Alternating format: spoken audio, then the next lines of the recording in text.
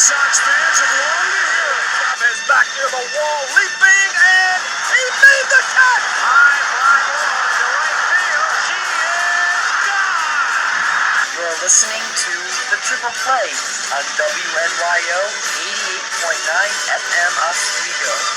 I don't believe what I just saw. Hello, good morning. Morning taken quite literally because it's 12:11 here, Wednesday morning, Tuesday night, whatever you want to call it. But it doesn't matter because we're all pumped and primed and ready to talk about baseball. This is the Triple Play. It's our third episode of the summer edition. As always, I'm Sam Watkins, joined by Matt Drexler, Matt Moran, and Anthony Dolce. 12:11, as we said, but I'm glad you're listening, and things may get a little weird here, so just bear with us as we try to get this show out to you. Plenty of interesting baseball topics to cover over the last few weeks. It's been quite a while, so guys, how have you been spending your summer? Working. One word answer, Drex, working. Sitting in my friend Eric's basement, much like I'm doing now. Enjoying baseball, 'cause that's what you really should be doing during the summer. Right, guys? Absolutely, and I know we're all enjoying plenty of hot races, maybe not so hot division races, but that's baseball. You don't really know what to expect. But it's there either way, so we got plenty of trades, transactions, and injuries. But before that, Matt Drexler, why don't you give us this day in MLB history? Well, back in 1937, Augie Gallan became the first National Leaguer to hit a home run from each side of the plate. The switch hitter's pair of home runs helped the Cubs beat the Dodgers 11-2. That's a very interesting fact there, Drex. It's been a while, but still remains relevant and interesting today. But as we said, now we're going to move on here to our plenty of deals, transactions, and injuries, and all kinds of moves. So why don't you start us off there, Drex, since we're already on you. What do you got for us so far this past few weeks since we've had our last show? Well, the Cubs designated Eli Whiteside for assignment, and the Phillies also signed former Red Sox outfielder Grady Sizemore to a AAA contract. Ooh, Sizemore couldn't do anything to the Red Sox. He's probably not even going to be a contender on the Phillies team. The Cardinals placed Colton Wong on the 15-day DL with a shoulder injury, reinstated first baseman Matt Adams on the 15-day DL, and placed Jaime Garcia on the 15-day DL. And, wait, Moran, before you move on, Shelby Miller left to start today with an injury, so he could be headed for the DL for the Cardinals, too. More problems for the Cardinals. More Very good true. things for the Brewers. And moving on to another NL Central opponent, Cincinnati Reds, who actually broke up a perfect game today in the Jake Arrieta. They designated Roger Burns Jr. for assignment. Kansas City Royals also placed Noriya Oko on a 15-day DL with the groin strain. And the Arizona Diamondbacks designated their former closer J.J. Putz for assignment and placed Bronson Arroyo on the 15-day DL for the first time in his career. Yeah, it's sad news for Arroyo. Just another sad mark on the Diamondback season so far. But the Braves have been having some good news, but this is not so good. Its right-handed pitchers Pedro Beato, former Met, and Gavin Floyd were placed on the 15-day DL, but they did activate former Angels All-Star Jordan Walden from the disabled list. Tampa Bay Rays placed outfielder David DeJesus on the 15-day DL, and recalled utility man, outfielder, infielder, whatever you want to call him, Brandon Geyer. Toronto Blue Jays option right-handed pitcher Steve Delbar to Buffalo, placed left-handed pitcher Brett Cecil on 15-day DL, reinstated Colby Rasmus on 15-day DL. And guys, wasn't Cecil an All-Star last year for Toronto? He was, I believe. Yeah, so, I mean, they're doing pretty well right now, but they could be a team looking to trade up and make some moves around the deadline. And honestly, this is a team that no one really even expected they would be making deals to, be a contender. And probably a lot of people, thought after the way they played last year, they'd probably be a seller, but the team has really stayed atop that AL East where not a lot of teams are performing, but still a top team as they won against the Yankees tonight on a walk-off winner of Jose Reyes scoring the winning run. Jose.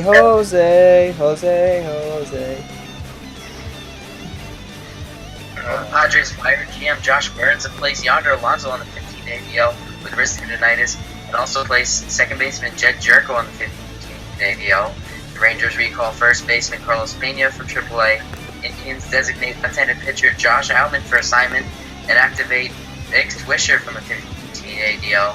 Tampa Bay Rays outfielder Seymour Butts was recalled from AAA Durham and will make his debut this week. Also, the Nationals reinstate Chio Gonzalez from the 15-day DL and place Wilson Ramos on the 15-day DL. The Red Sox signed outfielder Andres Perez to a minor league contract and activated Mike Napoli from the DL. The A's placed Drew Pomeranz from the 15-day DL with a broken hand after he punched a chair and traded outfielder Michael Taylor, not the one that's our classmate, but the actual baseball player, to the White Sox for... I believe our Michael Taylor did play baseball, though. He's a very Our Michael Taylor claims he is a very established baseball player, though, so maybe it is the same Michael Taylor. Maybe it is the same Michael Taylor. He's moonlighting as a Major League Baseball star. Yeah, very true. And the Marlins designate Randy Wolf-Bank for assignment and place Christian Yelich on the 15th DL. Over to the Minnesota Twins, where they released Jason Kugel and replaced third baseman Charles Plow on the 15-day DL. They also recalled Pedro Foreman and signed Kenji Morales with Major League deal. So Kenji Morales probably went last big free agent last on March is signed by the Twins. The New York Mets reinstated Eric Young Jr. 15-day DL, and the San Francisco Giants reinstated the extension of the 15-day DL and placed Angel Pagan on the DL with his injury that happened Monday night. The Yankees signed right-handed pitcher Heath Bell to a minor league contract and reinstated right-handed pitcher Sean Kelly from the 15-day disabled list. Angels placed left-handed pitcher Tyler Skaggs in the 15-day DL and recalled right-handed pitcher Hector Santiago. Skaggs was having a good year prior to this. Pirates placed left-handed pitcher Francisco Liriano in the 15-day DL with an oblique injury. Recalled outfielder Gregory Polanco from Indianapolis. He's been tearing it up. And just today, activated Neil Walker from the 15-day DL, but they did place right-handed pitcher Garrett Cole in the DL too, so plenty of good news and bad news for the Pirates, who have been playing better lately. And the Rangers placed right-handed pitcher Tanner Shepard on the 15-day DL. Cubs also released Jose Veras. Yeah, so we survived that list, guys. And Veras found the worst releaser in Major League Baseball right now. Definitely one of the... Considering the fact he doesn't have a job, I think most teams probably would agree with you, Moran. He's not even in baseball right now, so that says how bad his career has gone downhill after he's a pretty established guy. But one thing that's going to be coming around as the next few weeks go by is the All-Star races. The All-Star game comes up in just the middle of July. It's being played at Target Field in Minnesota this year. Twins home ballpark, so second year in a row where it's kind of been a pitching-friendly ballpark, so maybe the home run derby won't be so good, but we're going to be doing our All-Star ballots again as the game gets closer. We're going to have those tonight. So guys, before we actually get into the players, what do you think of the actual ballots so far? Do you think they're actually correct, would you say, or do you think there's a lot of surprises that you wouldn't expect? Well, I mean, as you could expect, there's all these fan favorites in there being voted in there, but... You're a cheater! Yeah, thank you, Anthony. I don't think they heard you loud enough. Yeah, thank you, Anthony. I think you have a little call for something there, Anthony. Yeah, I'm allergic to people that shouldn't be sitting in the All-Star game. You know? Well, it's not just the case in Major League Baseball. It seems to happen in the NBA and the NFL too. But it is a thing we have to deal with, and we'll see if we agree with the consensus of the population or if we have some differing All-Star ballots. So we're going to kick that off in just a few minutes. Before that, we got a few headlines to cover. Guys, I know you were pretty steamed about this. This home plate collision rule has been subject to a lot of controversy so far. The Reds-Pirates game was a moment where many fans, I know Anthony, you were especially frustrated. So you want to give us a rundown of what happened in that game? Well, what happened, I was watching this live because Dish Network gets Root Sports out of Pittsburgh, so I get to watch the Pirates games. I don't remember who the Reds player was, but he slid into home, and Russell Martin caught the ball, which for seemingly a normal force out because the bases were loaded. The problem is they reviewed it and called him safe because he was blocking the plate, but it was a force out. He didn't really have a choice. He kind of had to be on the plate. And to Russell Martin's credit, he handled it pretty well. I mean, he threw his helmet, but he didn't get tossed, so that was probably good. But it was ridiculous. I remember I was yelling at the TV, like, why? What is he supposed to do there? Just let him be safe? Well, they did change that rule today, and the official statement by MLB, they're tweaking of the force plays, the collision rule. They said a number of questions recently have arisen about the application of the official rule to force plays at home plate. Rule 7.13 is adopted in order to prevent unnecessary collisions at home plate between a runner attempting to score and a catcher attempting to make a tag play on the runner. The rule, as intended, has no function on purpose in the context of a forced play. As a result, effective immediately, umpires will be instructed not to apply to Rule 7.13 to forced plays at home plate. So you got your solution there, Anthony. Good. That rule was. And Anthony, jump on the transfer rule. And Anthony, jump on what you're talking about. It was actually Devin Mazzaraco who was the player who was running into home plate, and him being a catcher as well. As you even said, Russell Martin did pretty much everything he could do. He would have done the exact same thing. So even the guy that benefited from the whole situation, he admitted himself that it was just the rule was kind of a bad ruling, and overall it's good to see that they made this change, but overall, why was this rule even placed 2 months ago when the season started in the first place? And it's kind of like the whole transfer rule that we had to do. It's understandable that they make mistakes with trying to make rules, and then once you actually see the game being played out, you actually get to see how it looks. But honestly, I mean, these are the top people at Major League Baseball. They got to be making the right decisions, and we can't have these kind of things in the game. Well, there still is going to be plenty of controversy. I don't know. Do you guys think that baseball has started to really make more changes than they ever have? I mean, I feel like in these last few years here with replay, now you had the transfer rule, and you had the catcher rule that we're talking about now. This has never happened for the 100 years of baseball. I don't know. Do you think it's more changes now than ever? Well, I've been saying since the beginning of the year I don't like these rule changes, and this is why. It's not solving any problems, just making more controversy. It's not needed. It's taking away from the game. I mean, it's been played for over 100 years the way it was, and now all of a sudden it seems like they're trying to change the way it has been. Well, let's be honest, guys. Major League Baseball is losing its popularity year by year, and I think but these rules have to do with gaining popularity. Instant replay. You have to admit, instant replay was definitely made popularity. Increase popularity? You're crazy.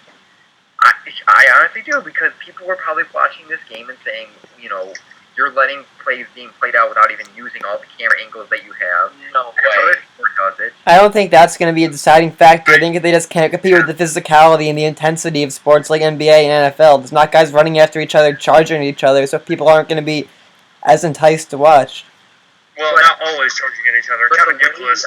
Yeah. The way the other sports use instant replay, NFL, you get challenges. You're using instant replay all the time. NBA, if there's a late call on a buzzer beater, they're always using instant replay.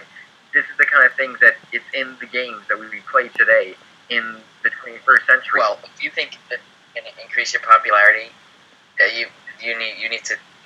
There's a problem there. Well, Moran, do you like baseball now this year than you have in previous years? Oh, I think these rulings, why were these rules even made up? But the instant replay, I think it's good. I understand the whole entire aspect of having, the games are played that always, by umpires who make mistakes. But we need a game that is fair as possible. And in the world we live today, we have so many amazing cameras and HDs that can really show what is going on in a play, that if it slows down the game a tiny bit, I think instant replay has made this game a little better, and I think it's going to make great strides for years to come. Well, everybody's been saying it. Coming up with dumb rules like It's this. not going to get more viewers, I'll tell you that much. It takes away the human aspect of the game. The detractors have been saying that all along, and I have to agree with them on that. The game loses its edge when you have... Obviously, having games stopped is literally going to take people out of the game, but having these rules change, it kind of makes you feel like the game's lost what made it the magic in the first place. So instant replay, I agree with you, Moran, and it's not going to stop. It doesn't mean we have to like it, but this is what it is, and this is what all sports are nowadays. Yeah, just not even in just sports. As a society, we've become less humanized, we have to admit. It's just the way it is. Well, that is true, and the game is still a game. It's just not the same game a lot of people grew up with. But while we talk about what's happening on the field now, last week we did lose one of the greatest baseball players who ever lived. 2007 Hall of Fame inductee, San Diego Padre for life, Tony Gwynn died at the age of 54 due to complications from chewing tobaccos, cancerous death. Tony Gwynn played for the Padres' entire career, as we said, 1982, 2001, 8-time batting champion, 15-time All-Star, 5-time Gold Glove Award winner, 7-time Silver Slugger, and obviously his number retired by the San Diego Padres. He's one of probably the greatest Padre to ever play. So Tony Gwynn, his son Tony Gwynn Jr. still plays in the majors today, but people aren't really talking about that. Talking about the legacy this guy left, and it was a huge legacy. Yeah, absolutely. It's interesting to see that all like the San Diego people are like, we had like two sports icons growing up, Junior Seau and Tony Gwynn, and now they're both gone. It's just, it's amazing that he died at such a young age. And I remember during one of the Mets games, Keith Hernandez was talking about over the weekend and saying how it's crazy because now players he played with are starting, like Tony Gwynn, he played with him, and now they're dead. Well, that's the thing. Addison Reed, a closer, he even came out and said, of course, the big thing is Tony Gwynn, they're saying probably most likely died from caused him to get cancer. So overall, it's something that Addison Reed came out and said he will not chew tobacco. He's just going to quit. And I think that might be, who knows, maybe Tony Gwynn's death might have woken up some players to say, you can't be doing this because that kind of things that can happen. So, Tony Gwynn has a great legacy, but his death might have actually, helped MLB players for years to come. Steven Strasburg said the same thing. And it's interesting because Tony Gwynn was Steven Strasburg's coach at San Diego State. Mm-hmm. So they were exceptionally close. Tony Gwynn, we haven't mentioned it. His nickname was Captain Video for all of the extensive videos he watched prior to his games preparing for his matchups that night. They say he was the first one to really do that. Yeah, we've seen the tapes of him sitting in front of a small TV with the VHS tapes that shows how far back this has gone and how dedicated the guy was. And he also, you guys know the great positive, influence. A lot of people keep saying, he was such a nice guy and one of those great people of baseball. And it's sad to hear that he is gone. And definitely he's going to be remembered for a top player in his era. And it's rare that a guy is known for having such a great career but not being known as a power hitter. I mean, they say his favorite spot was the 5.5 hole. You don't see many guys known for taking the ball the other way anymore, but Tony Gwynn was the guy. Short swing, helped him get the ball all around the field, and you gotta really admire a guy who didn't try to do too much to the plate, knew his limits, and went up there and still put up the kind of numbers that he did. Absolutely.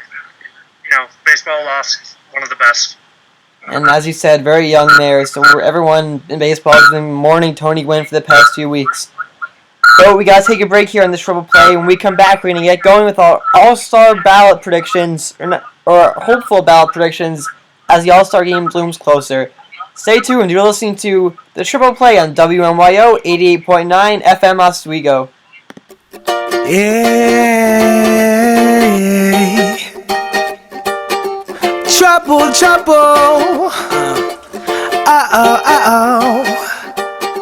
She knows. Hello, welcome back to the Triple Play on WNYO 88.9 FM Oswego. It's 12:30 a.m. here, but it's always time to talk baseball. One of the most intriguing topics as we get near this date, it's July 15th, will be the All-Star Game. All-Star Game already subject to controversy due to those interesting ballots that most of America has been casting, but we got our own opinions and our own ballots here. So we're going to kick that off right now, starting with the American League catcher position. So guys, who wants to start? Who do you got for catcher in the American League? Well, I actually filled out my ballot, I think, last week, and I put Derek Norris of the Oakland Athletics. There's a couple of guys out here that really deserve it, but I don't think Norris gets enough credit for what he does. I'm totally with Drex. Derek Norris was my catcher too. That makes three of us. Derek Norris, 302, 8 home runs, 35 RBIs. I agree with you guys as well. There's not that many guys out there in the AL catcher position that really put up amazing numbers, and Derek Norris just puts up, I say, good numbers that he's going to be the top, catcher, deserves to get the vote. Well, Matt Wieters was having a great year before he got injured, and it was just until the last ballot that Brian McCann was second for catchers, and Brian McCann is having a pretty bad year. to be an American League starting catcher. All unanimous. That probably won't happen again. But what about another guy I know a lot of people are talking about? National League. That's very. Kurt Suzuki, though. What about Kurt Suzuki? 321 batting average, 2 homers, 32 RBIs. I mean, 321's looking pretty good. He also has more at-bats than Norris and a higher batting average, so either one of these guys I think would be a deserving fit for the American League catcher spot. I could see Suzuki, but I don't think he puts up, enough at bats in games as Derek Norris. So I honestly go with Norris over Suzuki because of that. Yeah, well, that was a pretty easy one, guys. I don't think the rest are going to be that easy. This one may be a little easy, though. Again, the American League first base, and I'll start with this. I think we should all agree on this. Miguel Cabrera is American League first baseman. I voted for Miguel Cabrera. Miguel Cabrera. Yeah, Miguel Cabrera's stats, 322. James Loney? No, Miguel Cabrera. Okay, I thought you were actually going to say James Loney again. Miguel Cabrera's numbers, though, 322 batting average, 13 home runs, already 61 RBIs. He could be... I don't know if he's going to win Triple Crown this year. Not a lot of home runs compared to the usual now, but 61 RBIs is pretty awesome to this point. Well, that's for the National League, Drex. We'll get to Stanton later, but is anybody else... Can anybody else actually serve as a opponent for Miguel Cabrera? There are plenty of other viable candidates, but is it unanimous that Miguel Cabrera should be starting? If you consider, I'd say, Edwin Encarnacion a first baseman, you could maybe give him, but he's in the DH spot, so for voting. But he really not the many guys that I can see. What about Jose Abreu? What Miguel Cabrera is doing. Maybe he was out for, I think, 10 games, so that kind of goes against him, but he's putting up good rookie numbers. Yeah, Jose Abreu, 274 batting average. He has 22 home runs, 60 RBIs, so he has 9 more home runs than Miguel Cabrera. I think either one of these guys are deserving, but Miguel Cabrera has the edge in the votes, and you can't really argue with that. Yeah. Well, this is a pretty easy start, I should say. I'm kind of surprised we've all agreed so far at this point. But now things are going to get a little interesting. It'll get worse. American League second baseman, who do you guys think should be starting this year? I put Robbie Cano by default. By default? Nobody really was eye-popping. I like Brian Dozier. Moran, who do you have? Looking at the numbers, I did put Robbie Cano just thinking about it, but Jose Altuve has put up pretty good numbers. He's got a higher batting average of 337 over Cano's 330. But Cano has 43 RBIs compared to Altuve's 25. Yeah, I had Jose Altuve.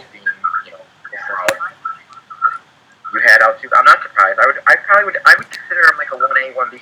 Well, Jose Altuve, 338, 2 homers, 25 RBIs, 26 stolen bases, and Jose Altuve has the most hits among second basemen. He has more doubles than Robinson Cano. He has more hits, less strikeouts, and he has a higher WAR than Cano as well. So the statistics back up Altuve, but you can't really go wrong with either one of these guys. Yeah, I'll again defend Brian Dozier. Brian Dozier, 15 home runs, 15 stolen bases on the year. Isn't he hitting like 220, Anthony? I know his batting average. He's hitting 250.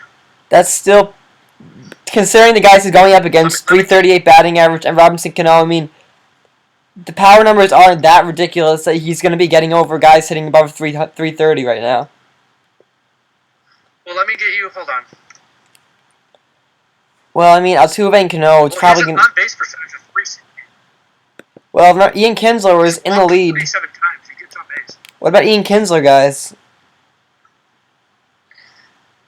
He used to be, when you think of top 5 second baseman, Ian Kinsler was right there, but he just hasn't had a year these past years. Well, he was first in the first initial ballot. Ian Kinsler was there, so he's putting up good numbers. He had a home run today in his return to Texas. But obviously, there are other guys having better years, and Kinsler may get his way in there as a reserve, but there are some good hitters right now in the second base position in the American League. Well, that was kind of our first controversy.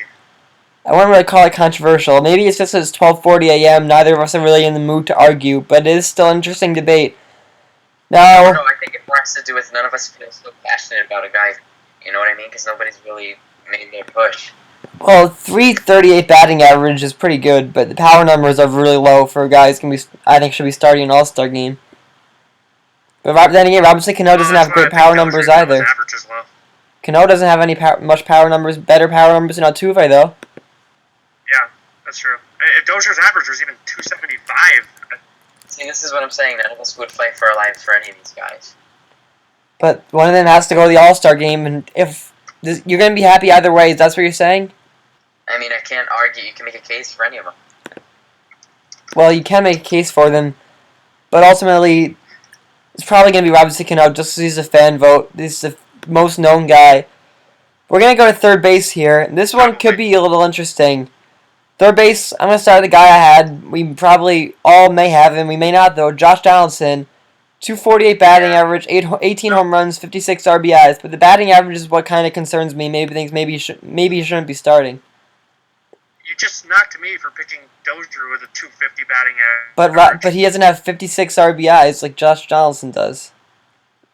He has 37 RBIs at a leadoff spot. But it doesn't matter where he hits in the lineup. It's position, not spot in the lineup. He has 15 steals too. Whatever. We just passed that debate.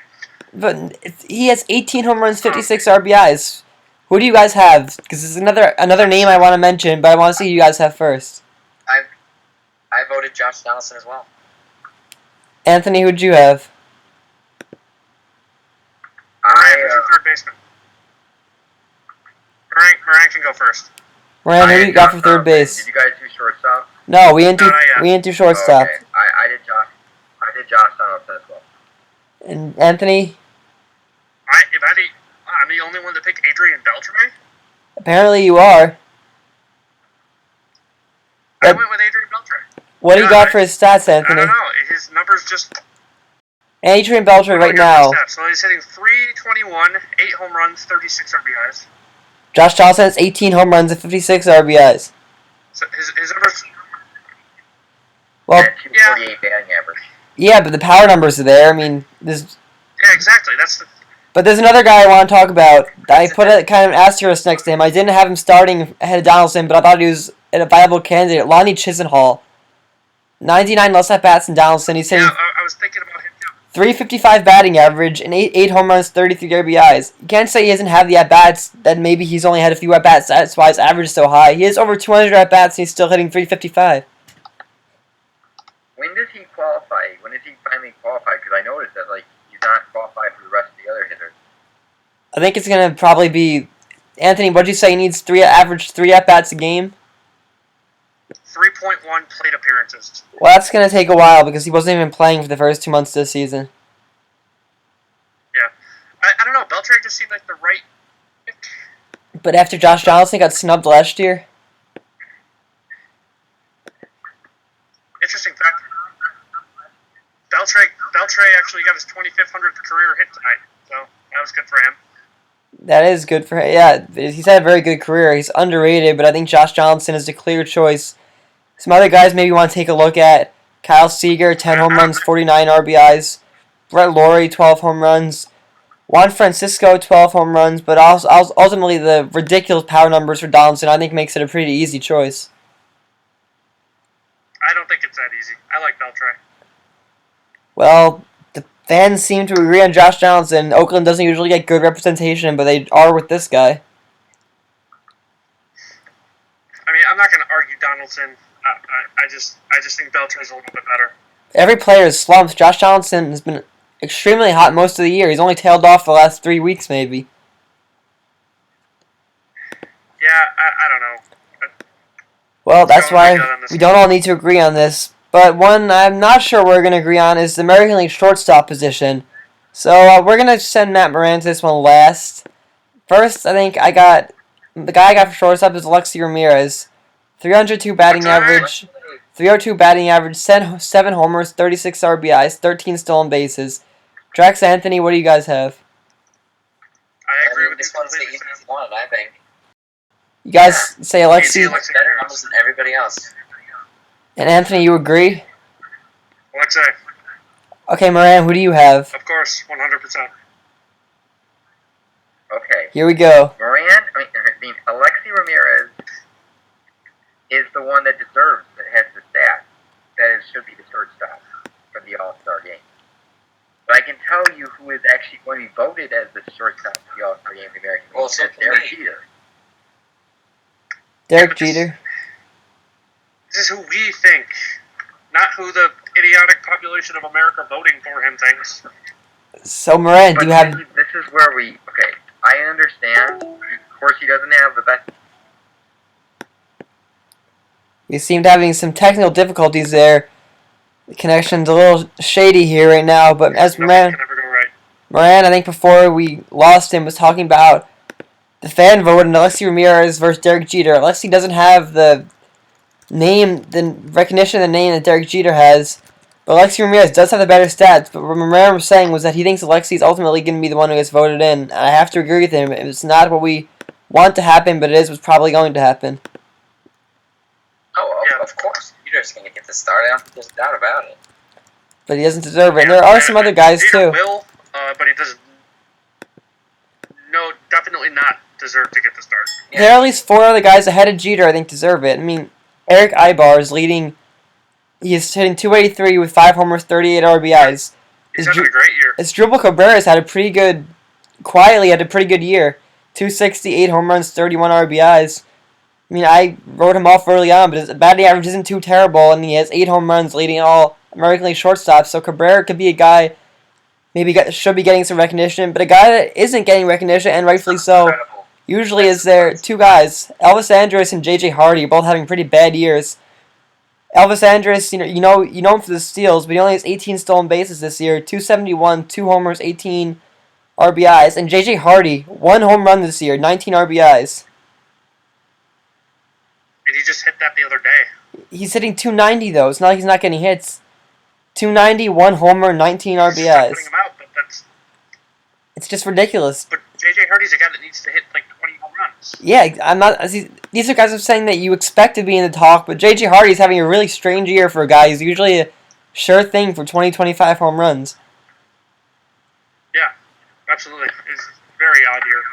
Another shortstop. I know we saw him. Moran, were you back, Moran? Yes. So what are you saying? Okay, so I understand, but we're putting together what we have as fantasy, basically our fantasy all-stars, but not a actual voted as the all-star, of course. So you're saying you can say right here that Alexi Ramirez deserves to start over Derek Jeter. Of course. Okay, so we got I don't have a problem with Derek Jeter starting as shortstop for the all-star game. Okay, that's all we need to hear. We can all say we heard Moran say Alexi Ramirez deserves to start over Derek Jeter. We have it on record now. I've said that before. Derek Jeter doesn't deserve it as his stats-wise to be an American League shortstop all-star. But what he has done and the popularity he brought and his last season, I think it's not like you go against him in his last all-star game. Well, unfortunately, like you said, Jeter probably will be the one getting the start. We can't really change that. The next few ones, though, outfielders, are probably the closest race of all American League right now. I'm going to read off, as I'm going to pull up the votes here so we can let you know who actually is in the lead for the American League. We know Jose Bautista was leading the American League vote last time we checked, but Melky Cabrera, That really deserves it. you think he does deserve it, Drex? Yeah. So you're going to say Bautista should be the top outfield vote getter. So some other guys I think probably are going to be all-stars, but I don't think Jose Bautista is deserving to be the top vote getter. And these are the Bautista right now. It's Bautista in first, Mike Trout in second, and final spot, Melky Cabrera and Yoenis Cespedes are fighting that one out. Like the 3 guys I got, Mike Trout, Jose Bautista, and the 3rd guy, Michael Brantley, I have starting the All-Star game. Michael Yep, Brantley is well, a good one. I'm very different. Well, Trout's numbers, 306, 16. Yeah, Anthony? I agree with you on Trout and Bautista, but I actually have Alex Gordon. Let me read out these numbers for Michael Brantley. 326 batting average, 11 homers, 49 RBIs, 9 stolen bases. The power is there, the batting average is there, he's stealing bases too. And obviously the numbers for Trout and Bautista speak for themselves, you don't need to get too far into those, but that last outfield spot could be anybody's game right now. Who do you guys have for that? I even put Yoenis Cespedes in there. I don't know why. There's so many other viable candidates. 50 RBI, But 14 home runs. I know he's batting 266, but I mean, come on now. But you're gonna put him over that Michael Brantley, who was 326 versus 269. Michael Brantley has 5 less RBIs. I mean, Nelson Cruz is qualifying right now as a DH. He'd probably be an outfielder. Michael Brantley. Cruz is my. Right, but looking at the leading RBI guys, Mike Trout, Yoenis Cespedes is number 2, as you said, Drex. Then Bautista and Brantley. And Anthony, you said Alex Gordon? Alex Gordon, 284 batting average, 9 homers, 40 RBIs, and Gold Glove defense in left field. You're taking a defense into account here? I am taking defense into Wait. Moran, what did you say? Over. Wait, Moran, we haven't got... Moran, you've been quiet the last few minutes. Who do you have for your All-Stars? The exact same as you, Sam. Trout, Bautista, and Michael Brantley. Brantley leads the outfielders in the American League in hitting and batting average, like his power numbers. I don't see any reason why Brantley. Honestly, I'd say Brantley might even have a stronger case than like some of these guys, like Melky Cabrera or Adam Jones or any of these guys. But he's not even a factor in the votes right now, which is pretty sad that Michael Brantley I hope John Farrell votes Michael Brantley in, because this guy needs to be recognized for the amazing season he's having. Absolutely. You guys, another name you could even make a Michael score is Alex Rios. What about Melky Cabrera? If Michael Brantley doesn't get on the All-Star team, it will be a tragic. Well, there are snubs every year. We've been talking about that so far, and there are going to be some guys left off, but right now we said Melky Cabrera is battling there. I don't see how Melky Cabrera is even in this 301 batting average, 11 homers, 39 RBIs, 45 strikeouts. Okay, I'm changing my vote. Give me Michael Brantley over who? Over who, Anthony? You taking out Gordon? Okay, so Anthony's on the Brantley bandwagon now. Brantley bandwagon. Go Tribe. Roll Tribe. So we got three Brantley, Trout, Bautista votes, and Drex, who do you have? I have Bautista, I have Cespedes, and I had Trout. You want a Cespedes? I mean, Oakland seems to be having making their presence known here as far as voting goes. You got Josh Donaldson leading at third, Derek Norris surging at catcher. Yoenis Cespedes, who I don't think deserves it, is coming up now for the last outfield spot. Oakland A's, maybe it's just a case of their fans being rabid, but these guys may be on their way to getting Yoenis Cespedes onto that All-Star team. How can you pick Cespedes over Brantley or even Alex Gordon? I don't understand. Well, I mean, he has more home runs, he has more RBIs. RBIs, I think, is the most important statistic in baseball. He has 2 more RBIs than Michael Brantley. 2.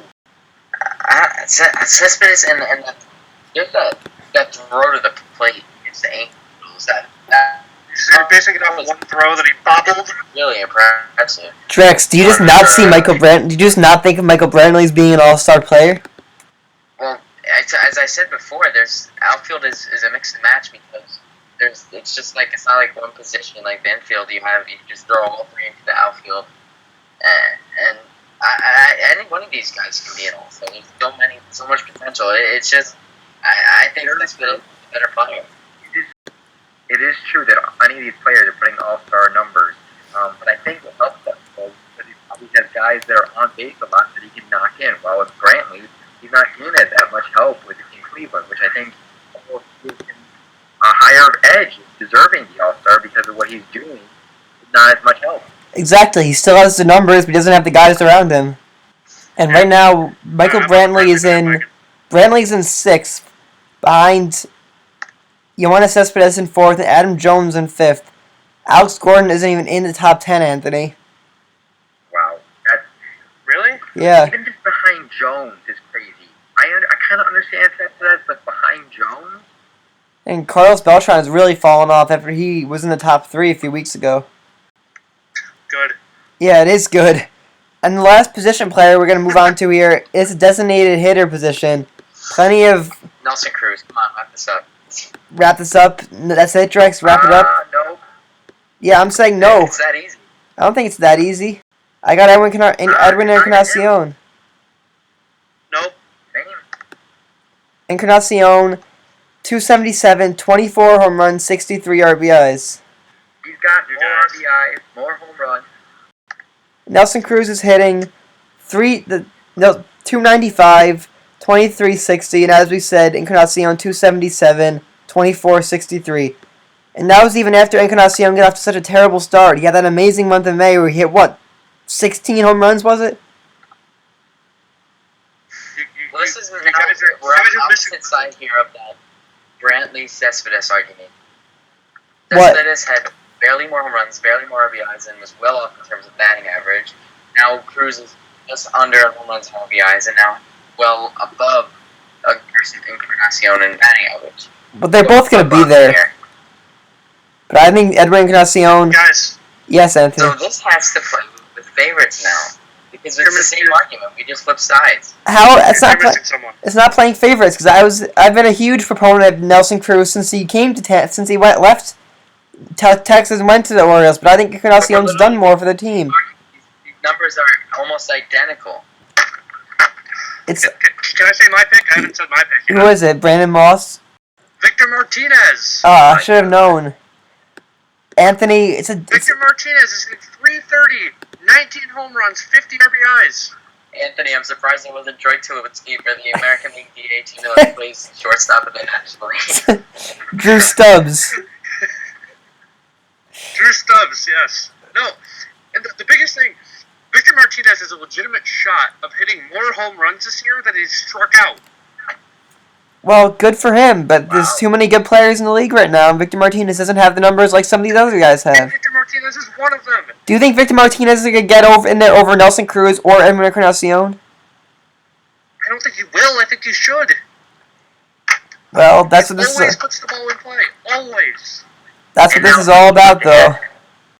You know, with the possibility of Derek Jeter stealing an all-star spot, who do you think could be one of these guys that maybe might, be bumped out? It is going to be one of these guys. Probably Victor Martinez. It's probably going to be Martinez or Michael Brantley or Brandon Moss, the guy we haven't talked about. Derek Jeter is going to steal a spot from one of these guys. That's so unfortunate. It is, So but to that's how the follow up game with works. Do you think that Jeter should say, skip out their game to give that spot to someone else that, technically deserves it, or should he play his final All-Star game in Minnesota? I said it on Twitter the other day, Moran. Derek Jeter has played his entire career with class. I hope he does the same here and takes himself out of the game out of respect to the players that really deserve it. Yep. Agreed. And I'd be surprised if he didn't do that because, as I said, he's a classy player. Yeah, that's true. I also should move on to starting pitchers. Last time to play an All-Star game. I Classy don't know. player. I don't think people are going to think of Derek Jeter as not a classy player if he doesn't deny the All-Star spot. I'm not going to think of him as less classy, but I could definitely say it would be in line with his character to opt out of playing this game. So do you think there's no chance anybody has any hatred towards him if he accepts it? People are going to complain. People are going to have hatred towards him. There's always going to be critics, and he deserves it if he decides to play in this game. Derek Jeter was a young player once. He knows the fight to get to the big leagues. And a lot of these guys, like Lexi Ramirez, like Michael Brantley's been in the league for a pretty long time now, good number of years, and he may never get another chance to play in an All-Star game. So Derek Jeter is going to be taking away that opportunity from a guy like Brantley. Is that all the American League? The pitchers. We haven't done the pitchers yet. We're going to get to the pitchers when we come back for a break. Stay tuned, you're listening to the Triple Play on WNYO 88.9 FM, the late night edition. Welcome back here on the Triple Play Late Night Edition, or Early Morning Edition, maybe we want to call it. It's 1:03. It's a ripe time to be doing a baseball show, but it's always time to talk baseball. Before we move on to the National League, though, we got some very important issues to address, and that's the starting pitchers. This is probably going to be the most debated issue because, as always, there's so many good pitchers, not only starting the game, relievers as well. So, who wants to go first and give us their 5 starting pitchers for the American League? I'm going to go last because I have the most controversial one, Okay. probably. Do you want me to list all 5? Give us your 5, Moran. Okay. First off, starting the American League. Masahiro Tanaka? It should be unanimous. Masahiro Tanaka, come on. It's not The unanimous. numbers that he put up, most in wins. I know he had the lowest ERA. I think he had after his start on Monday or Sunday. That's not the case anymore. He has been a huge addition for the Yankees. He can honestly be the Rookie of the Year and the Cy Young. Behind him, I have Scott Kazmir. After that, Gil Fernandez, Yu Darvish. And for my 5th starter, I am going with Jesse Chavez. Really? You're leaving off Yep. a lot of guys, Moran. Let's all give our 5 and then argue. Okay. It's similar. I do think Tanaka should be the starter, but you could make a case for King Felix just because he's pitched 15 more innings than Tanaka. But I'll go with Tanaka as a starter. King Felix would be my number 2. Then I would go. This is where it starts to get tough. You could put Mark Burley, you could put Kazmir instead. Mixed match there. And last, you could put. I just love him. Donovan, I'm not going to pick him, but I just want to give him a shout out. Your Donovan Contreras on 100 miles an hour. Every single pitch, he throws 100 pitches in a game. It's incredible, but I'll pick you, Darvish, as my last guy. Okay. That's how it is. Well, prior to tonight's start against the Mets, I had Scott Kazmir starting the All-Star game. He had the lowest ERA in the league to that point. Now he's 9-3 with a 2.66 ERA, so he gives up 7 earned runs and still has an ERA 2.66. I'm going to have to go with Tanaka starting the game now, as much as it pains me to say it. Tanaka starting with the ridiculous numbers. Next, I got Felix Hernandez with 2.24 ERA, .95 WHIP. That is amazing. Behind him, I have Scott Kazmir still. I still have Kazmir in there. Number 4, I had Mark Burley. I mean, he's slowed down a little, but if slowing down is being 10-4 with a 2.52 ERA, I'll take that. And number 5, I don't think any of you guys are going to have this one, but I have him, Dallas Keuchel. 8-5 with a 2.78 ERA. He has 3 complete games this year, leading all American leaguers in complete games. So obviously the ridiculous ERA, the wins are there, and a team that doesn't get a lot of wins, and the complete games look pretty nice too. So I have those 5. What's wrong with you, Darvish? Nothing. As you said, same with you, Drex. There's a lot of guys that are in contention there. The last few spots are anybody's game. I was a little different. I have Felix Hernandez starting the game. Obviously, it was a toss-up. I went with Felix over Tanaka. Really, I don't know. Tanaka's obviously number 2. Kazmir and Burley, of course.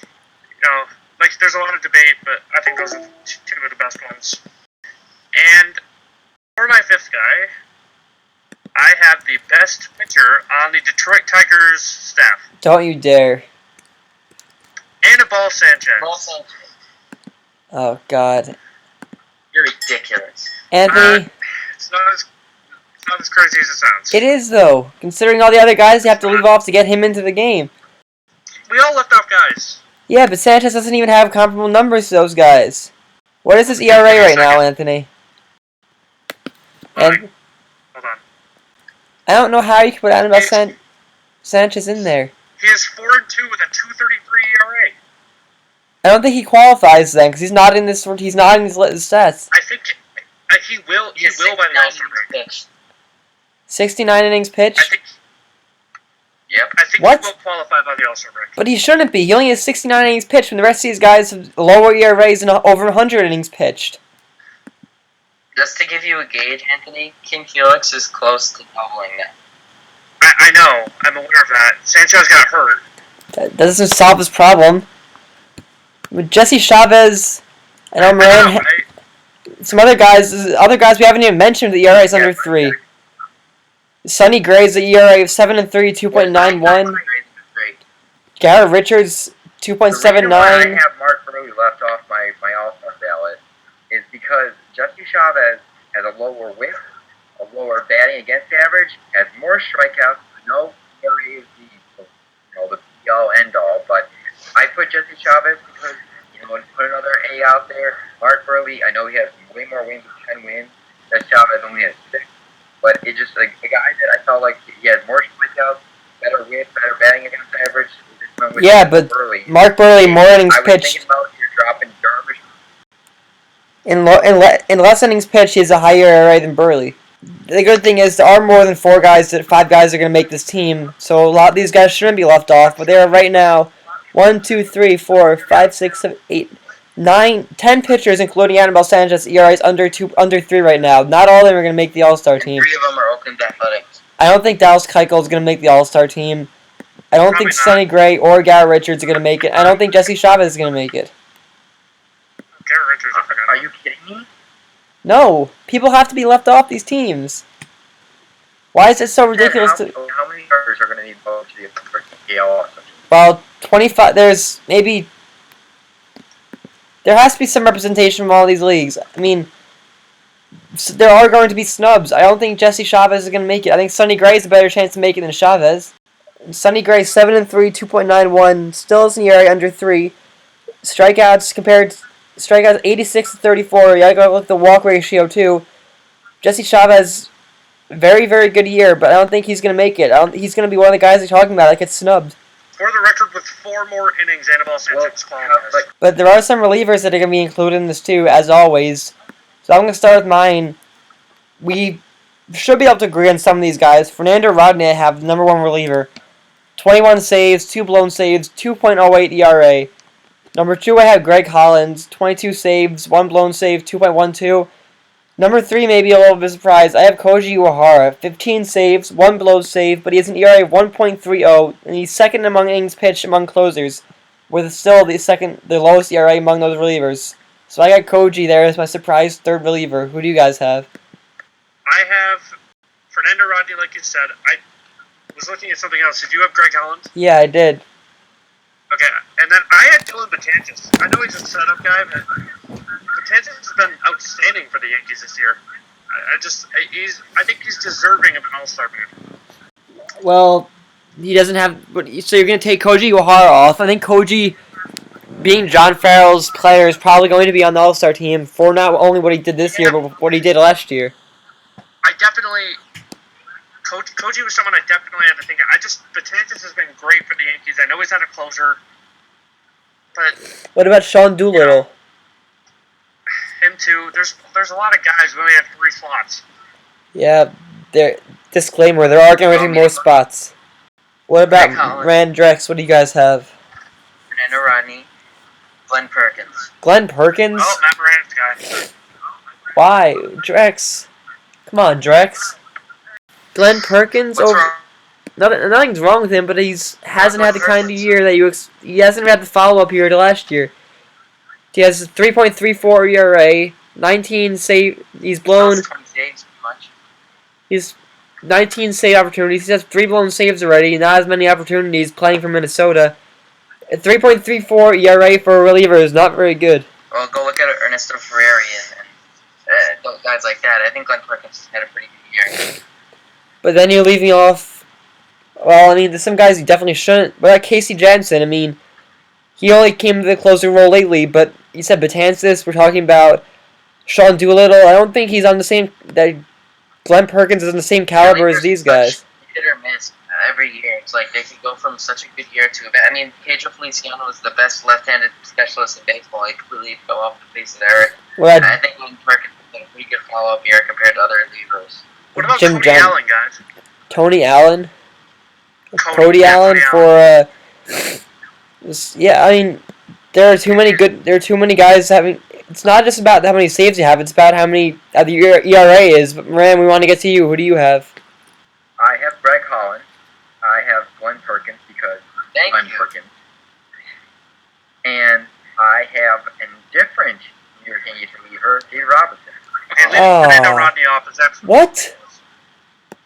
We were leaving David Robertson instead of Fernando Rodney? Yep. Why? How do you That's even just ridiculous. how do you even justify He that? has more Ks. He Wait, has more strikeouts in less innings. and he has more runs He has a given better up. whip. He has more runs allowed too. He has a better batting against average.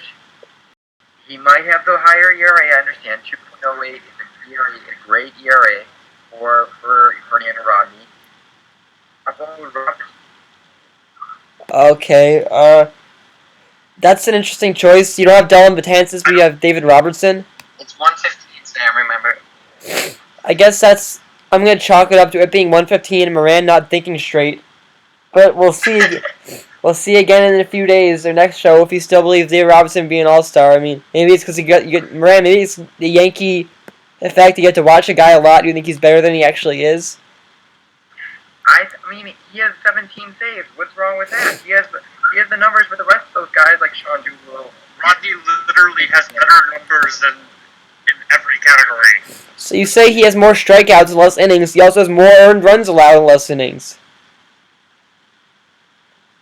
Okay, but he has a better whip and a better batting against average. But that's futile if he has a worse ERA. Okay, we gotta go to a break here in the Triple Play. It's getting pretty late here, pretty early, whatever you want to call it. It's getting pretty something. So we're gonna head to a break. Stick with us. When we get back, we're gonna be doing National League All Stars.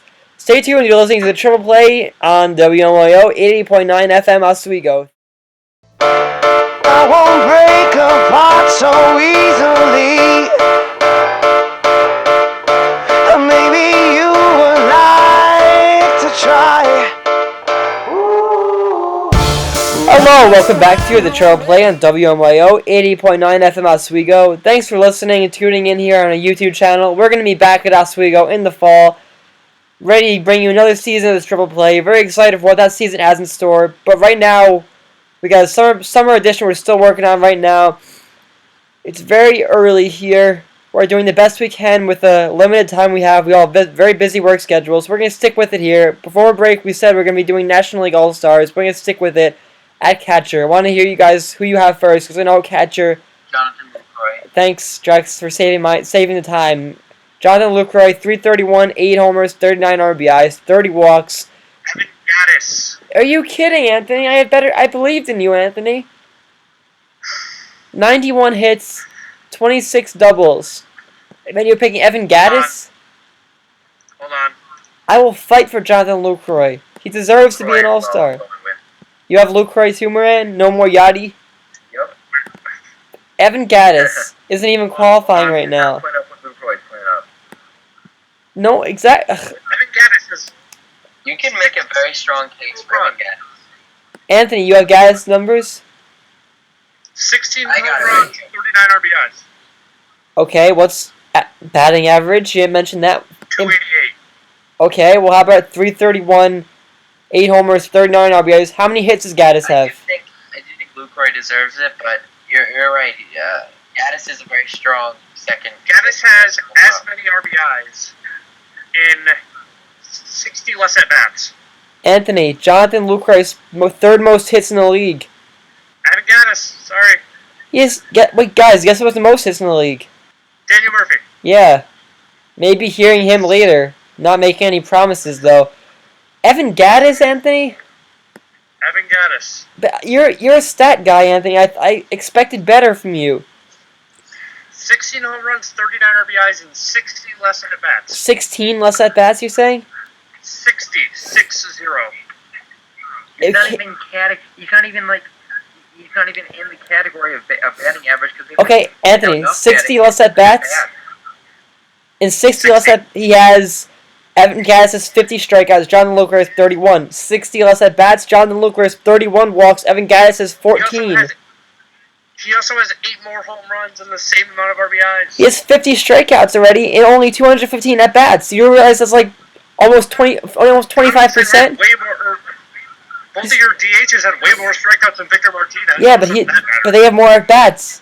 Evan Gaddis struck out 50 times and 215 at bats. It's probably like 45% of his at bats have been strikeouts. Well, at least they have the same amount of triples. Well, Jonathan Woodward's putting up the numbers. We gotta move on here, though. This one should be pretty quick. National League first baseman. Who do you guys have for that? I have Goldie. The gold standard, Paul Goldschmidt. Goldschmidt. Moran. Yeah. Paul Goldschmidt, 306, 15, 52. Second base. I knocked on him earlier in the year, but Goldschmidt's really turned it. He could have had a better year than he had last year. But we can agree on that. So we'll move on to second base. Who wants to go first with their National League second baseman? Danny Murphy. Daniel Murphy. Moran. Anthony Rendon. Oh, you had to break it up. Daniel Murphy is the most hits in the league. Not just among second basemen. Among everybody, is the most hits in the league. Okay. And Anthony Rendon, 272, 1142. Daniel Murphy, 300, 630. He already has 94 hits. Daniel Murphy, unless he gets injured, is easily going to have a 200 hit season. But with this, I use the whole Matt Drexler argument. It's all about the power. It's not about the batting average. But it's about the hits and about getting on base. What are you talking about? You always are saying that. When we always had those shows, like especially with outfielders. What? I think I would give D. Gordon a better chance than Anthony Rendon. So would I. But D. Gordon, Anthony Rendon probably is going to get the start because Daniel Murphy's underrated as always. Chase Utley is leading right now. He's hitting 296 with 5 homers, 33 RBIs. I don't think he should be anywhere near the All-Star ballot when guys like Rendon, Murphy, and Gordon are there. Well, Moran's gone, so at least we don't have to hear him talk about Rendon. I don't know where Moran got that. Moran is temporarily out of it. Well, Does Daniel Murphy get in as a manager's choice, though, guys? yeah, he better. Do you think he will, I though? don't think he will. He better. I don't think he will either, just because that's the way it works. He's Outrageous. quietly having a very good year.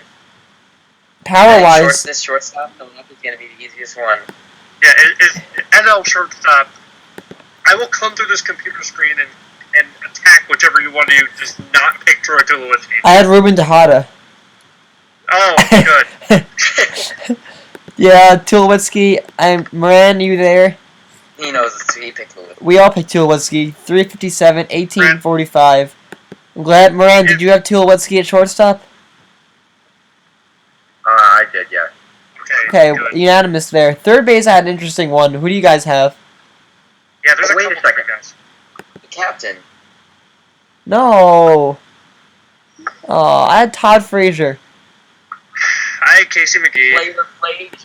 Todd Frazier, I 281. Casey McGee. Okay, let me make the case for Flavor Frazier. 281, 17 home runs, 45 RBIs. First in RBIs among third basemen, first in home runs, first in WAR, first in stolen bases, and second in runs scored. Okay, well, first of all, why does stolen bases matter? Just showing that he's not only leading in power numbers, he's the most stolen bases among all third basemen. Let me give you Casey McGee's biggest, most important number, if I can find it. What, the RBIs? No. Hitting with runners in scoring position. Oh, but it's not on MLB.com. Because that's not an important stat. It's a what? Compared to Todd Frazier, he's hitting 281 in general. Runners in scoring I'm a position. huge Flavor Frazier guy, Sam, and you know that. Yeah, so I don't know why he's hitting 281, 17 home runs. I don't think shouldn't even be close. 308, 1 home run, 47 RBIs on 1 home run. I said it. I just said it. Kidding. Leading all third basemen, RBIs, home runs, stolen bases, wins above replacement. Those are the numbers you need to be leading. RBIs, Sam. McGee has more RBIs. It must He not. has more RBIs. How many does he have? 47. Okay, he has 45. You must have had 2 since I made my ballot. But you had Drex Moran. Who did you guys have? I had McGee. I had David Wright, but that's just a Mets fan vote. Oh God, I hope Frazier gets in. I at least thought I could count Anthony to pick this one. Todd Frazier gets it? Sam, I thought you were a Mets fan.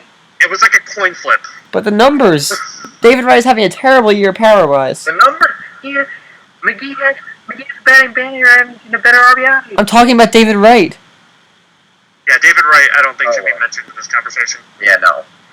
But he's not even leading anymore. Aramis Ramirez is leading all third basemen. Aramis Ramirez is first. Yeah. He's not having. Aramis Rivera's a pretty good year, but definitely not ahead of Frazier, and definitely not ahead of Oh, God. McGee. Anthony, I thought I could count on you for the support there. Listen, Sam, The hard news it here. was literally a toss-up. Like, I literally, like, flipped a coin. Well, I like McGee too. It's pretty unique how this game works. I mean, Todd Frazier hit 17 home runs, Casey McGee hit 1, but yet they're still around the same RBI. Yeah, I think McGee's going to be an all-star. I think he should either want to be happy. Not Jordan McGee. I don't think Jordan McGee's going to be an all-star. Jordan, you're an all-star in our books, so keep doing your thing, kid. Okay. I'm able to make my softball team. Alright, let's Okay, just move on. moving on here to the interesting ones. Outfielder. First outfielder I have is not a superstar, Giancarlo Stanton.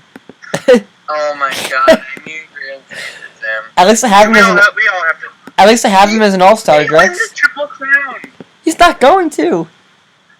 His batting average is already It's the plummeted. best- Out of any player in Major League right now, Giancarlo Stanton is the best candidate. If you had to bet money on somebody with the Triple Crown, it'd be Giancarlo Stanton. That doesn't say much. It could be it's a bad year otherwise then. Giancarlo Stanton's batting average is already plummeted. Okay, guys, let's not argue about this. 308, 2058. He's having a good year, but he's not a superstar. Okay, Yes, he'll- we all have him, though, correct? Yes, Moran, do you have Stanton? I do have Stan. Who else do you have, Okay, Moran? moving on. Yasiel Puig I next. have McCutcheon and Gomez. Okay, Anthony, who do you have? I have Andrew McCutcheon and Charlie Blackmon. Oh, Anthony. What? What's going on tonight, Anthony? The home run. You feeling okay, What Anthony? are the home runs? Maybe Hold it's on. some Yeah, I feel like just maybe it's some asbestos in your friend Eric's basement getting to your head. you guys are lucky I didn't pick Marcelo Zuna. But none of you mentioned well, I had Stanton, Gomez, Puig, and it really pains me to say Puig, but he's That is literally the exact same outfield I have seen. Gomez, Stanton, Puig? Yep. Okay, we have Gomez 310, 12, 40, 11 stolen bases. Puig 311. We're very similar. They're almost identical to Yasiel Puig. I had to give this guy an honorable mention though. Hunter Pence 302, 11, Yeah, Hunter Pence. 49, 7 stolen bases. He's leading all outfielders. He's leading all outfielders in runs and hits. So there's something to be said there, but he's not going to be an all-star because he only Yeah. has 29 RBIs, and the rest of these guys have You're not catastrophic gonna numbers. mention. You're not gonna mention Andrew McCutcheon. No, I don't like I had Andrew. him. I don't know. I had him. I don't. Same amount of home runs as Puig. More RBIs. Less strikeouts. Better batting average. More stolen bases. I don't think McCutcheon's an all-star. More doubles. How? More runs. All-star winning MVPs He's he the doesn't best deserve batting average amongst all outfielders. by 4 Puig's points. a better player. I think Puig gets it. But he has more RBIs and more stolen bases and the same amount of runs. Blackmon has better numbers than Gomez. Because of the first month, Anthony. The first one still counts. There's a reason he's plummeted in the votes. He was top 3 in the initial ballot, went out 5, even in top 5. He's still hitting 307 with 12 home runs and 45 RBIs. Yeah, but he had, 11 home runs after the first month? So let's take away Edwin Encarnacion's May then. Charlie Blackmon's not going to be an all-star, Anthony. He has the numbers. He has better numbers. Sam and Drex. Yes. Give me a reason why Puig is over McCutcheon. And More Blackmon. exciting, he's a better player. For your athleticism, he's the most athletic player in baseball. And because he's being voted in right now. Because fans love to see him. Not one player in baseball that's more athletic than Yasiel Puig. Simple as that. Okay, but numbers say McCutcheon has much better numbers And than him. numbers say Every Blackmon. single category. Yes, nobody makes a play like Yasiel Puig in the outfield. Nobody can throw. Well, a couple people can, but nobody has pretty much has the arm as Yasiel Puig. Nobody runs into the wall like Yasiel Puig. Someone's gonna... I think all these guys are going to the All-Star game, though. It's just a matter of who starts. Except Blackmon. Nope. Anthony, you can admit he's not going? 307, 12 home runs, 45 RBIs. Better than Puig, better than Gomez. No, it's not. Puig is hitting 311. And He has one more home run and one more RBI.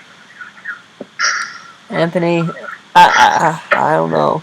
And Sam, Yes. how can you be talking about Hunter Pence when when McCutcheon has way ahead of him in every category? No, he's not. Yes, I said Hunter Pence has the most hits among all outfielders and the most runs scored among all outfielders. And maybe Andrew McCutcheon is a dishonorable. Andrew McCutcheon a dishonorable mention. Pretty bad. Dishonorable mention, Andrew McCutcheon. How? Second in RBIs behind Sting. Just First in because batting average. he was named the MVP last year. If he was that good of a player, Stolen his team. bases, 0 caught stealing. Then why are the Pirates doing so poorly? What? It's That's not because of argument him. also? Look at all the other guys they're talking about. Their teams are in first place. Their teams are contending. But just take Paul Goldschmidt off the team then. That's a different cat. That's different. There aren't a lot of NL first basemen having the years that he is. It's not a coincidence that Gomez has the Brewers in first place, Puig is the Dodgers right behind the Giants, and I don't see Charlie Blackmon on a first place team. There's a reason that's got to be taken into contention. If he was that good of a player, his team wouldn't be in last or third place right now. So why don't we just take Stan off that list? The Marlins are having a pretty good year. You're the one who's been saying the Marlins are having a good year, They are, Moran. but not in first place again. I'm just saying, playing for contender has to be taken into But consideration. McCutcheon has the best batting average. He has the same amount of runs as Hunter Pence. And why isn't Hunter Pence even being mentioned then? I mean hits, not hit runs. Okay, well, I'm just saying, Hunter Pence, I didn't put Pence as an all-star, I put him as honorable mention. Andrew McCutcheon I isn't. also mentioned Charlie Blackmon's 33 strikeouts as opposed to Puig's 63, Gomez's 73. Well, we didn't even mention Justin How about Upton. Blackmon leading We- in on-base percentage? We didn't mention Justin Upton leading second among home runs. We had Michael Morris with 13 home runs and 287 batting average. There are a lot of guys right now, and they're all gonna make it. So we're all gonna get our way. Except Blackmon. Blackmon's apparently not going to make it. He isn't. That's just how it is, Anthony. You know it. So dumb. But it's not gonna happen. But okay, we gotta move on here though. Should be over. Yeah. Starting pitchers. I'll start with the guy the man you guys have starting. We'll start with you. We'll start with you, Drex. Who do you have starting? National League All-Star starting pitcher. Well, it's either Kershaw or Wainwright. What? I mean, okay, I'll hear you out. What do you? Yeah, I can't disagree. What do you got? Back that up. Well, let's see. Let me pull up their numbers. Oof. I think the rest of us may agree on one guy. I have Wainwright starting. Kershaw doesn't qualify. Sorry. I have Johnny Cueto. Yeah, I have Johnny Cueto too. 7-5, 1.86 ERA. It's hard to argue with that. It's like, Cueto's in first. Then you move on to Wainwright at second. Then you have Beckett at third in terms of ERA. But he has an ERA under 2. No one else in the league has an ERA under 2. Wainwright is 10-3 compared to Johnny Cueto's 7-5. This is what I've been saying. The wins didn't matter. They don't matter, but he has a lower ERA in more innings pitched than Wainwright. He has 119 strikeouts compared to Wainwright's 98. I mean, I have Adam Wainwright on my belt. I've been raving about him all season, going back to last season. I have Adam Wainwright as an All-Star, but I think Cueto's had a better year. Exactly, I think it's Cueto's year, but I want to see Wainwright start. That's because I think he's been underrated the last few years. Why don't we hear the rest of your starting pitchers? Okay. Cueto, Wainwright. Madison Bumgarner, number 3. Kershaw's been hurt. You have Kershaw, Drex? I just after that game, he was masterful. But today, I too? want to give not on my help, but I want to give out a shout out to Jonathan East being in the top 10 on the ERA list. Yeah, shout out John Neese if you're listening. And you have Jesse Marshall, Matt Moran. Well, didn't Clayton Kershaw 8 shutout innings tonight, right? So I'll go with Drex, were you referring to Kershaw's no-hitter still or doesn't his... qualify, so apparently it doesn't count. Drex, were you talking about his masterful performance last week or tonight? yeah Kershaw won. Because he had another masterful one tonight, which Not yesterday or today rather. Yeah, well, yesterday now it is. But the rest of the guys, I said I had Madison Bumgarner, which may be a little bit of bias, but he's 9-4 with a 2.63 ERA, 111 strikeouts, and just 25 No walks. Tim Hudson. I don't have Tim Hudson anymore. This one I had yesterday before he got roughed up last night. Hudson's numbers are better than Bumgarner. But the strikeouts and the walks, he doesn't have a lot of strikeouts. Number 4, I had Zach Greinke, which I had him yesterday, but he got roughed up. But I still have him, though, despite the not a great ERA anymore. 9-4, 2.89, which really still is a great ERA. He's been very good all year, just had a few bad starts. But by the All-Star game, I think he's going to have many chances to bring his ERA back down. Last I have Julio Teheran, 6-5, 2.41 ERA, and he's tied for Johnny Cueto in the league lead in quality starts. Okay. A lot of different ways to go there. Cueto's been a workhorse. Leads National League in innings pitched with 116. And as I just said, quality starts. He's tied for the league lead. Moran, who do you have? I have Cueto, Wainwright, I have Teheran, and Bumgarner. But a guy that I haven't heard his name being Whoa, called. Bumgarner. I would say you're a Giants fan. It doesn't matter if he's a Giants fan. He's having Bumgarner great. put up, this is good stat. He has a second in strikeouts. He has a 1.14 whip. He has a 2.39 batting against average.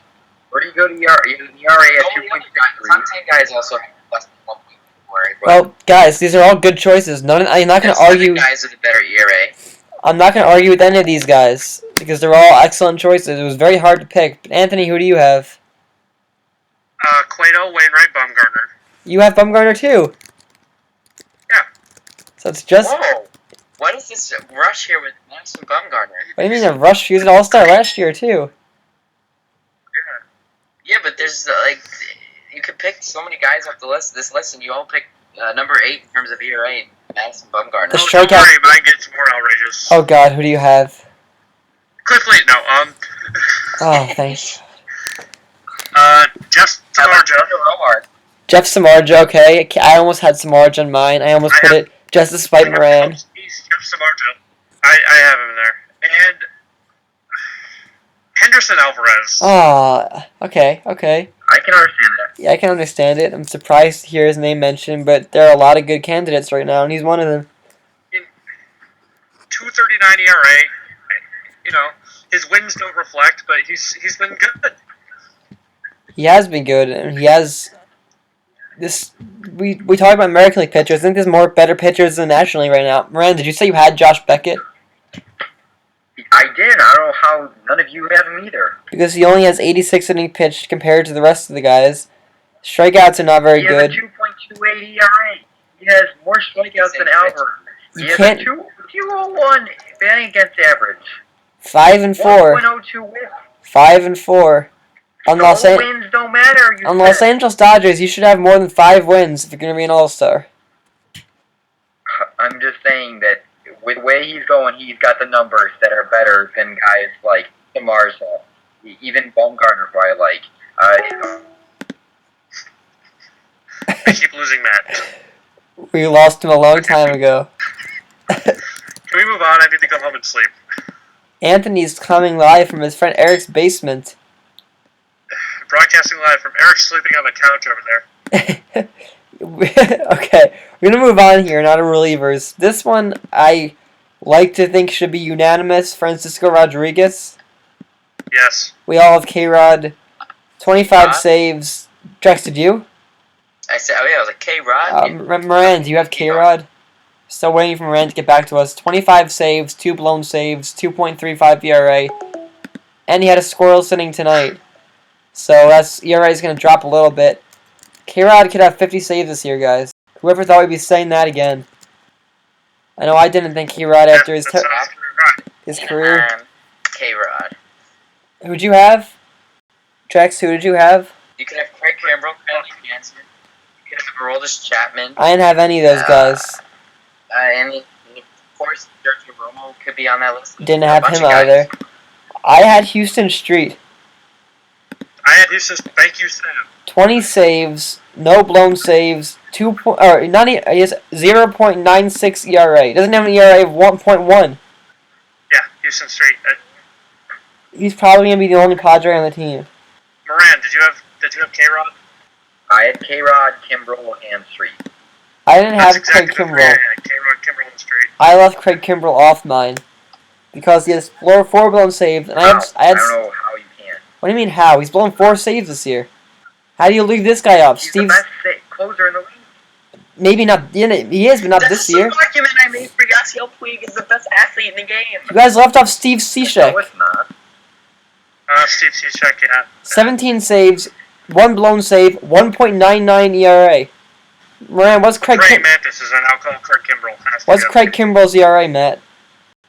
It's 2.37.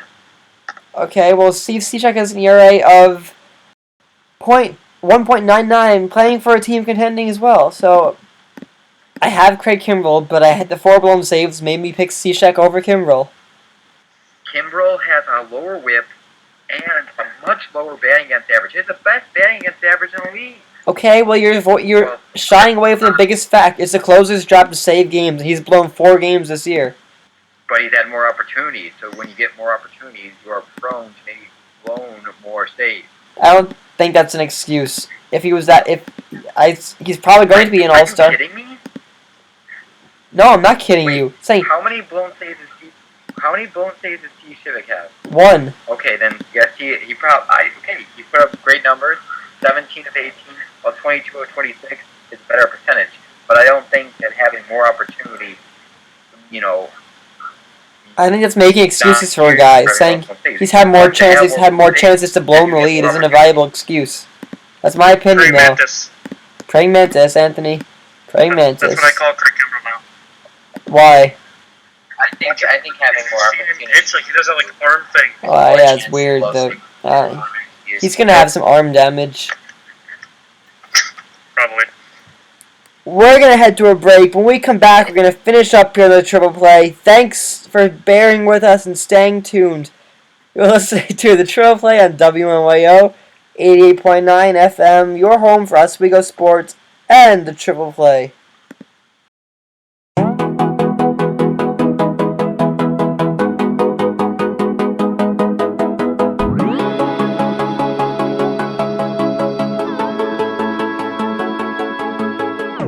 Hello and welcome back to the Triple Play on WNYO 88.9 FM Oswego.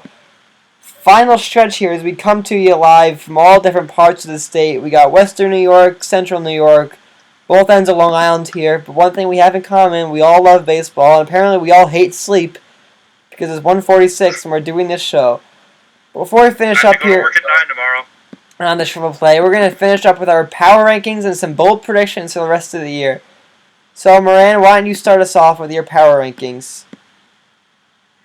Well, thank you for giving me the number 1 slot. You're number 1. Standing. You're number 1. But Oakland A's are easily the number 1 team. They're the only team that's playing consistently great this whole entire season. That's easily set. The San Francisco Giants, they slumped off a little bit. They've come back a little bit. I'd say they're my number 2 team. The Brewers, I would say, my number 3 team. Just not even looking at the standings, just thinking about it. And I'd say 4 would probably be the Tigers, and then 5 would be the Blue Jays. Okay, it's similar to what I have. Number 5, I'm going to go with the Seattle Mariners at number 5. 8-2 in their last 10 ball games, 42-36. Oh, man. They're 42-36. 8-2 in their last 10 ball games. Okay. You guys gotta look at the standings. The standings don't lie. Power rankings 8-2 in their last 10 ball games on a 5-game winning streak. Going with the Mariners They're third there. in their division. What? That's a very close They're to. third. They're behind the Angels. But the Angels are 6-4 in the last 10 ball games. At number 4, I'm gonna go with the Los Angeles Dodgers. 43-36, really close on the Giants. 7-3 in the last 10 ball games. Number 3, I'm going to go Milwaukee Brewers, 47-32, 6-4 in the last 10 ball games. Number 2, I like the Detroit Tigers. I would have had the Detroit Tigers as my number 2 team, but some other teams really getting hot. Toronto Blue Jays look pretty good these last 2 nights against the Yankees, so they're going to be my number 2 team. And number 1, I'm going to have the Detroit Tigers. Tigers on a 5-game winning streak, beat Texas, Ian Kinsler helped out on that, so Detroit is really playing well now when they really need to start playing well because Kansas City and Cleveland are on their tails. A week ago, I would have had the Tigers out and the Royals in my top 5. So would I. What a difference a week I'll makes. go 5-1. Okay, shoot, Anthony, what do you 5-1 got? at Tigers, Brewers, Blue Jays, Giants, Athletics. Tigers, Blue Jays. Tigers, Brewers, Blue Jays, Giants, Athletics. You guys still have the Giants in there? Yeah, I do. 2-8 in their last. I'm going to go here. Ready? Watch this. I'm going to go tie for fifth. Giants, Dodgers, the Tide. Next, I go the Detroit Tigers, 4. Blue Jays at 3. Brewers at 2. A's 1. I left the Oakland A's and the Giants out of my power rankings. I think it's about what you've done lately. The best record. How did you do that? How did I do that? It's about what have you been doing lately. And the A's haven't played well as late. Oakland hasn't played as well lately. They're 7-3 in their last 10. But before that, you gotta look what they just lost 10-1 to the Mets tonight. They lost. No. Everybody had a bad start. Well, I think if it wasn't for the good start, they wouldn't have this good of a record. Lately, the record indicates they haven't been playing as well as they would, and also the Angels and Mariners are coming up there. So I left the Oakland A's out of it, and I feel comfortable doing it. But I'm sure they'll be back next week. The last 10 games, they're playing better than their record. Let me just say, it's 1:50 in the morning, and I don't really want to debate my power rankings. I'm sorry, guys. Sam's gone mad. Okay, back to the. Okay, Drex, I know you had some power ranking. You had some bold predictions you wanted to make here before we signed off and got some sleep. Hopefully. So what do you got for us, Drex?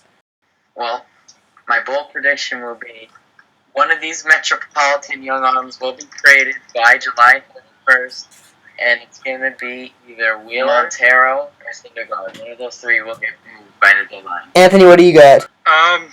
Anibal Sanchez is going to throw a no-hitter. Oh my God! Did he throw one in Miami or just come really close? And No, wait, sure one in Miami. is Drew Stubbs going to break the home run of Babe Ruth's all-time record? Drew Stubbs is actually going to hit for the cycle twice in one game. Okay, that doesn't make sense. Yeah, it does. It's like a 25-inning game. 8 for 8 was go. 2 singles, 2 doubles, 2 triples, 2 home runs. Okay, Anthony, if that happens, I'll give you my whole bank account. Okay, my bold prediction. I wonder how much that is. I don't even know how much. David Price will be traded before the deadline.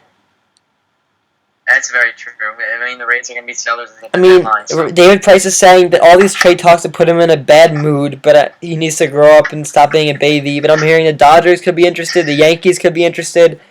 Just imagine David Price playing for the Dodgers, that already stacked rotation. So David Price on the move. That's my prediction. Moran, do you got one? Well, since you guys were so against my All-Star selection, I guess Dave Robertson makes the All-Star team. I don't think John Farrell's going to allow that. You already gave them a bold prediction. Cool. Well, guys, my bold prediction is we got to get some sleep. It's Yeah, we do. That's 1:52. not bold, Sam. That's true. That's a pretty safe prediction, but it's 1:52 in the morning. Thanks for listening at home, if you even are listening anymore. We're going to be back in a few weeks, hopefully, around the All-Star time, All-Star game. Weather is still heating up, and so are these division races. For Matt Drexler, Matt Moran, Anthony Dolce, happy birthday to our live studio audience, Andrew Pugliese. I'm Sam Watkins saying it's technically not his birthday anymore, but we didn't have a show yesterday, so thank you and good night, and we'll see you in a few weeks. And it's dark in a cold December, but I got you to keep me warm. Be broken, I will mend you, and I keep you sheltered from the storm that's raging on. Now I'm out of touch.